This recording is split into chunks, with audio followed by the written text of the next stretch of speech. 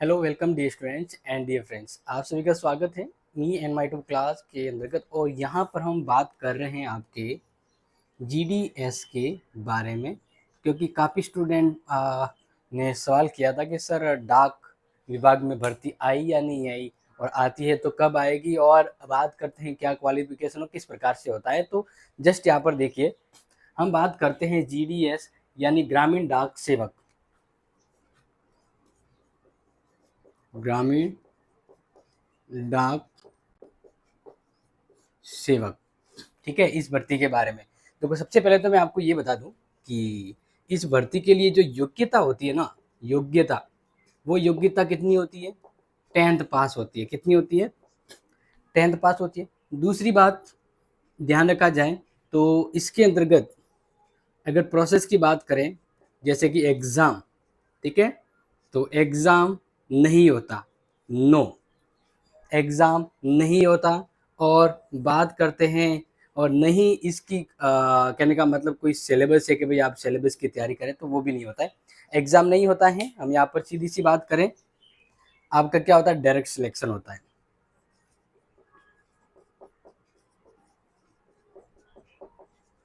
ठीक है, direct selection होता है, ये ध्यान रखना है। अब यहाँ पर सबसे पहले बात करते हैं कि ऐसा कैसे। तो आप सभी को पता होगा, क्योंकि यहाँ पर हम बात करते हैं, मेरिट बनती है। क्या बनती है?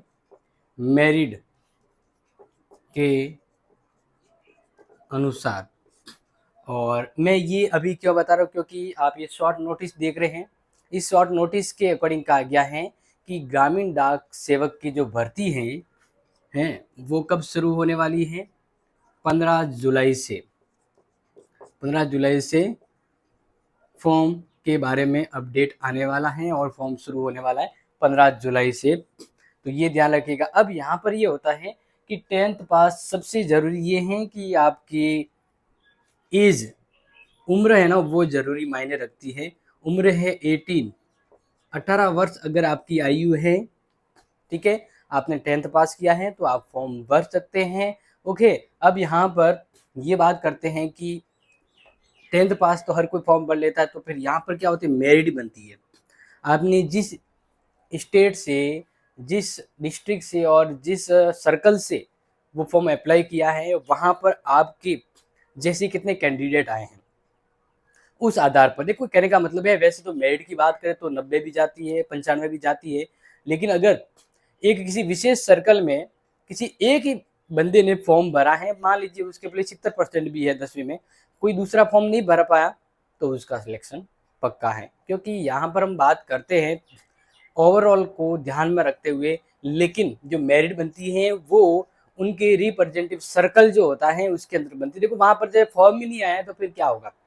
तो इसलिए ये ध्यान रखना है कि सबसे ज़रूरी जो महत्वपूर्ण चीज़ है कि इसमें आपको मेरिट के आधार पर, ठीक है।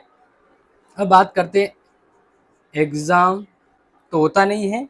सीधा बात करते हैं, फॉर्म की फ़ीस क्या रहती है? फॉर्म फीस, ठीक है ना। तो फॉर्म फीस जो है डेफिनेटली प्यारे विद्यार्थियों, ये 100 से 200 रुपये के बीच होती है। वैसे 100 रुपये माना जाता है, लेकिन 100 से 200 रुपये के बीच इनकी जो फीस होती है वो होती है। तो आपको क्या करना होता है, जैसे वैकेंसी आई, आपको बस फॉर्म भरना है, और फॉर्म भरने के बाद आपको इंतजार करना है आपकी वेटिंग लिस्ट का, मेरिट लिस्ट का। अगर मेरिट में अगर आपका नंबर आता है, देन आपको डॉक्यूमेंट रेडी रखना है और आप फॉर्म भर सकते हैं। अब बात ये करते हैं कि कितनी वैकेंसी आने वाली हैं, क्योंकि इस बार पोस्ट कितनी आने वाली हैं। तो पोस्ट की बात करें, अभी माना जा रहा है कि 30,000 प्लस 30K प्लस वैकेंसीज जो हैं वो जीडीएस में यानी ग्रामीण डाक सेवक में आने वाली हैं।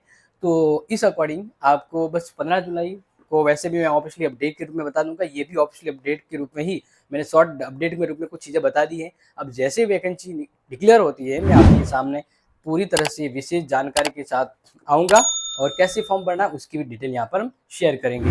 तो प्यारे विद्यार्थियों, आपके जो हैं, जो 10th पास है, जिनके बेस्ट परसेंटेज है, और उनको शायद जॉब के तरफ मान लीजिए नौकरी चाहिए और फिर तैयारी भी कर सकते हैं, तो आप ये कर सकते हैं, 18 ईयर होना चाहिए। ओके, बाकी आपके इस संदर्भ में और कोई सवाल है और कोई पूछना है तो निसंकोच होकर आप हमसे शेयर कर सकते हैं अपने किसी भी प्रकार के डाउट। मिलते हैं आपसे आपकी इंपॉर्टेंट क्लास में। तब तक के लिए thank you so much, take care, have a nice day.